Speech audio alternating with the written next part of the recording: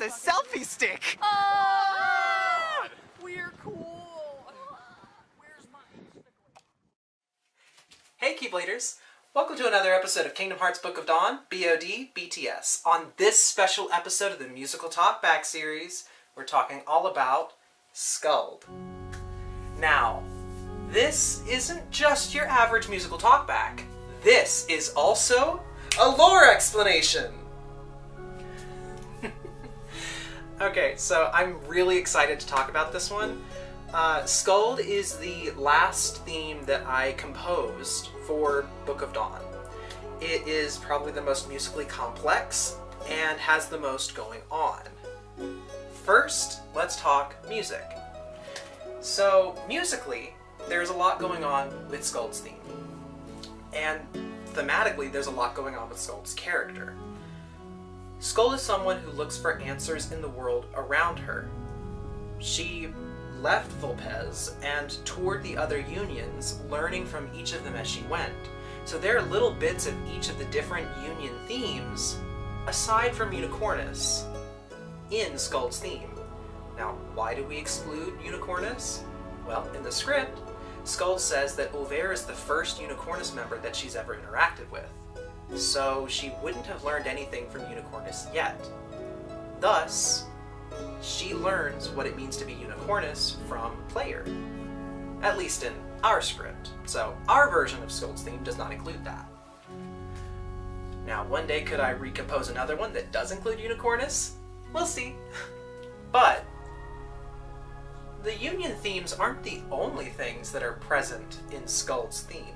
Not only do you have bits of the union themes, particularly Vulpes and Ursus being the two most pertinent unions to Skuld, with the Vulpes oboe motif and specifically the Ursus harp motif, we also hid in several little notes to other characters in the Kingdom Hearts mythos, and that's where we get into the lore explanation. Disclaimer. In the course of making Book of Dawn, our team needed to operate on a set of working hypotheses to conceptualize what was and wasn't allowed by the rules of the Kingdom Hearts universe. This video is our working theory on the nature of Skuld and her connections.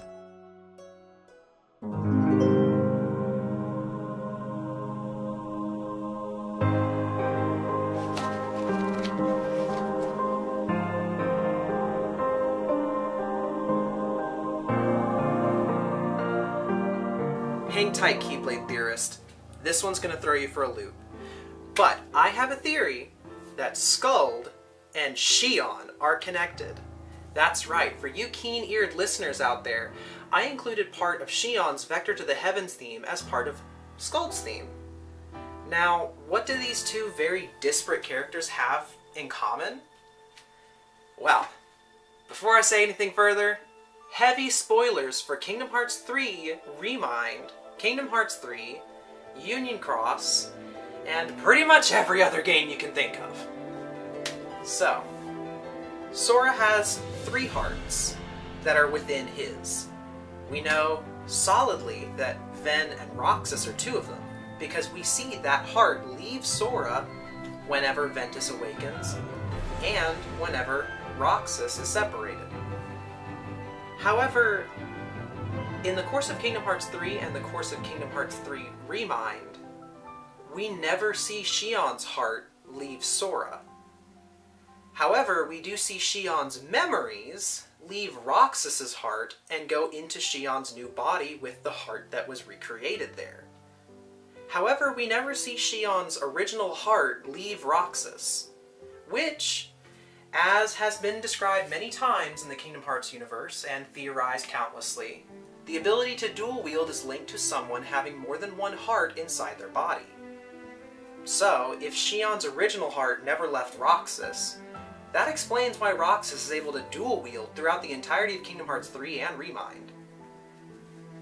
So, if Shion isn't the third heart inside of Sora, who is? Well, conveniently, Subject X, which has been loosely confirmed to be Skuld, the black-haired maiden that was found by Isa and Lee, and subsequently taken away by Braig and hidden from Xehanort and Apprentice Xehanort and everyone else.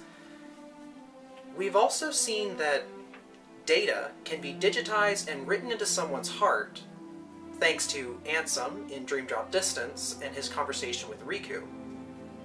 So, we have Skuld going missing, the ability to digitize information, and a missing third heart from Sora. And during the course of Kingdom Hearts 3 and Remind, Sora is still able to dual wield, so whatever third heart is still inside of him.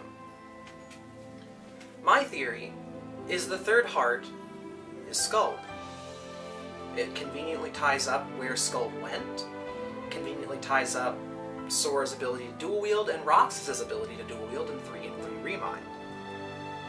But here is the interesting connection between Skuld and Shion. If Skuld was digitized and put into Sora's heart... Now, you may be asking, when was Skuld digitized? And I believe it was just after the events of Chain of Memories, given that's the only time that Ansem had access to do so. And that conveniently works with Shion's plotline of being introduced, Chain of Memories ends, and then thereafter, Shion gains an appearance with black hair. That's right, folks, we're going with hair color theory here. Because the blonde hair that was given to the twins, I count them as twins, Roxas and Naminé, they got their blonde hair from Ventus. Then where does Shion get her black hair from? Well, we don't have that many black-haired characters besides Ericus, Braig, and Brain, and Skuld. So, I believe that Skuld's presence in Sora's heart colored Shion's hair black. Well, at least that's our theory. Let us know what your theory is in the comments below. But remember, be civil. This is a lot of harebrained concocting to make things work. But then again, what about Kingdom Hearts isn't? Till then, like and subscribe, and hit that little bell for notifications. And we'll see you in the next one. Later, Keyblades!